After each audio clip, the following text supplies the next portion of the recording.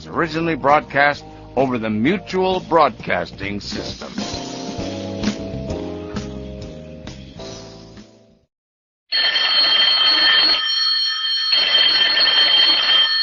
Calling all detectives.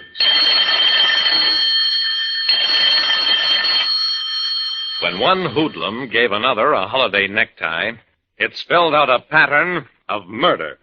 That is the situation on this page from my casebook. The casebook of Jerry Browning, private detective.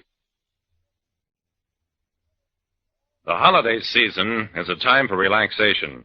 For everybody except a guy like me, Jerry Browning, private detective.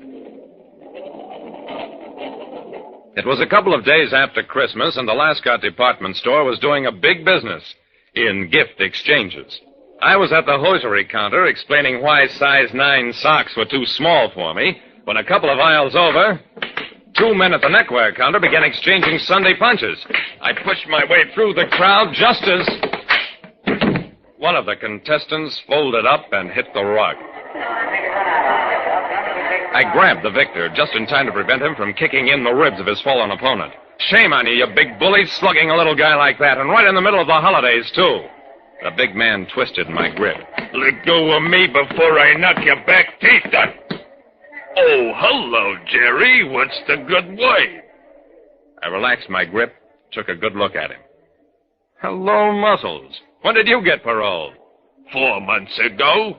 Excuse me a second, Jerry. He bent over the small, fallen man, took a gun from his victim's pocket, transferred it to his own. You have to excuse me, Jerry, but good-natured Eddie has got a nasty temper, as everybody knows. And if he wakes up with that rod in his pocket, he might get rash. I picked up the little man, shook him to a semblance of consciousness. Muscles, and you too, good-natured.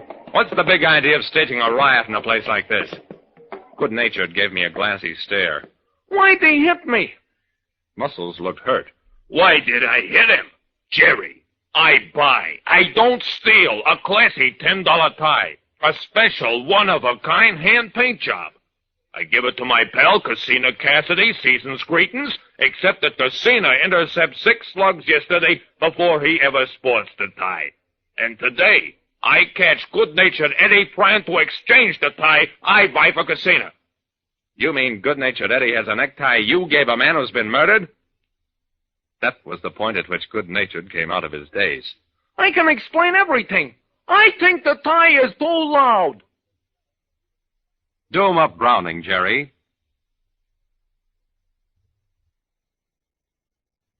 Two hoodlums staged a fight in a department store. When one tried to exchange a necktie, the other had given a murdered gambler. I walked Muscles and Good-natured down the street, keeping a firm grip on each one's arm. Good-natured muttered, Jerry, if you will butt your nose out of private business, I will cut Muscles' heart out. Muscles tried to reach beyond me to strike at the little man's face. Listen, you scrawny runt, soon's Jerry leaves, I'll twist your head around till you're looking the other way. I yanked him over to a doorway. You two listen to me, you thick-headed apes. Casino Cassidy has been murdered. You, Muscles, gave him a holiday necktie, which makes you one of his friends, presumably. You, good-natured, have that necktie, which means you either murdered him or know the person who did. It seems to me that both of you are in kind of a tough spot. Muscles and Good-natured exchanged glances. Then, Jerry, leave us go have a drink against the cold and kind of talk this over.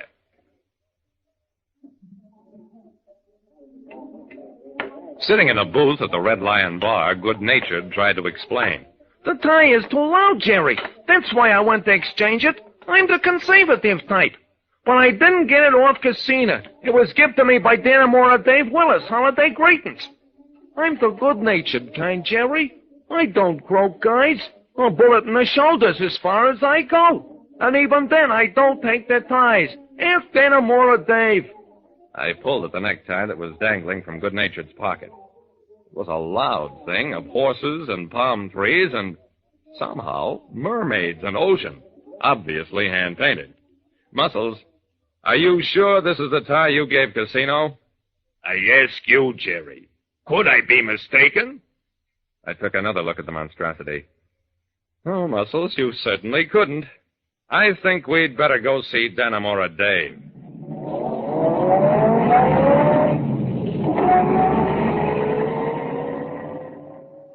Let's pause right here. Calling All Detectives returns in a moment.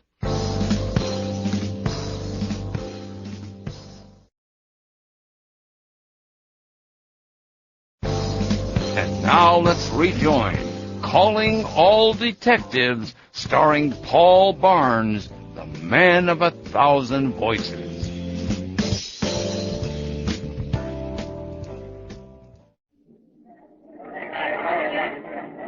Dannemora Dave was the bouncer at a big roller skating rink. When he saw us, he came skating across the floor, pausing long enough to pluck a young would-be acrobat along the way. If you want to die, Sonny, die outside. Hello, Jerry. Muscles, good-natured. A merry Yuletide, gents. What's the score? Good-natured looked unhappy. 8-5, Dannemora, against you. I held up the necktie. You gave this to good-natured Dannemora, but before that, Muscles gave it to the late Casino Cassidy. Mind telling us how you got the tie? Dannemora winced. It was a happy holiday present from a friend. Only I personally favor bow ties, the kind with the elastic like I'm wearing. So I pass it on to my pal, good-natured here. Who gave it to you, Dannemora? The bouncer hesitated.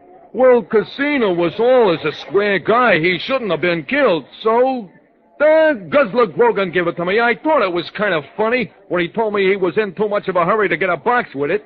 Muscles snorted. I paid for the tie. I got a box with it. Dannemora nodded.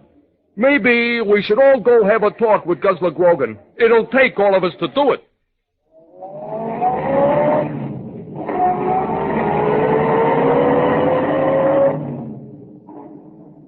It took hours, but we finally found Guzzler Grogan leaning against a lamppost near the entrance to a narrow, poorly lighted street.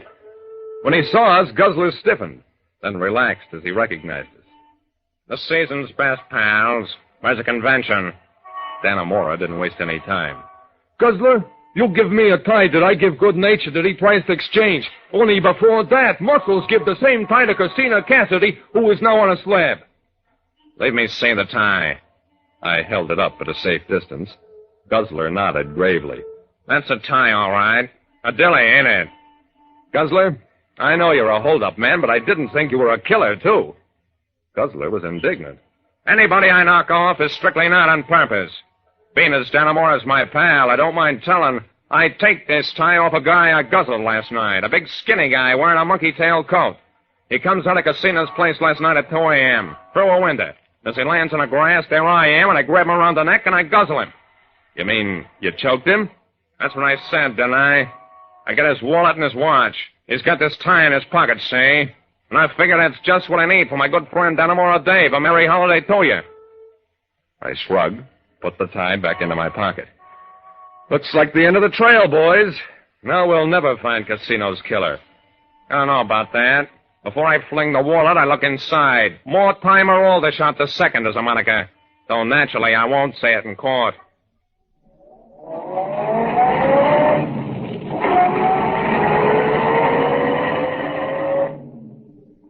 A police squad picked up young Aldershot at his home. He was so surprised that he caved right in, admitted killing Casino in order to wipe out a gambling debt.